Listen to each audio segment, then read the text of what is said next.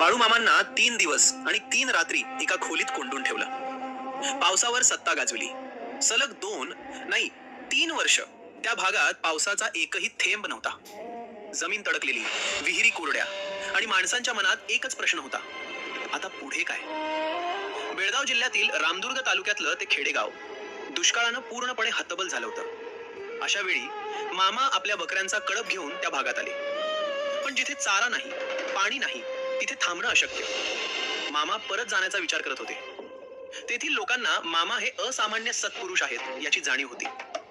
मामांना पाहून पुष्कळ लोकांनी गर्दी केली. ते मामांना म्हणाले, तू साधा माणूस नाहीस, तू परमेश्वर आहेस.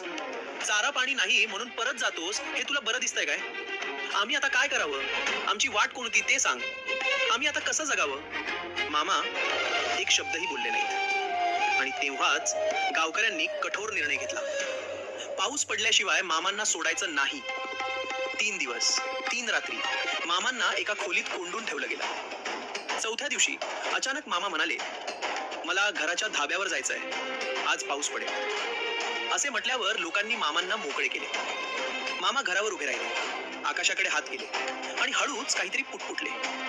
क्षणभर पूर्ण शांतता. आकाश निळच, एकही ढग नाही. लोक एकमेकांकडे पाहू लागले आणि तेवढ्यात क्षितिजावर एक लहानसा ढग. तो वाढला, काळसर झाला, सरळ डोक्यावर आला. पावसाचे थेंब पडू लागले. पाऊस वाढू लागला आणि अचानक मुसळधार पाऊस. संपूर्ण गाव आनंदानं वेडं झालं. पण या सगळ्यात मामा कधी निघून गेले कोणालाच कळलंच नाही. आणि एक आश्चर्यकारक सत्य,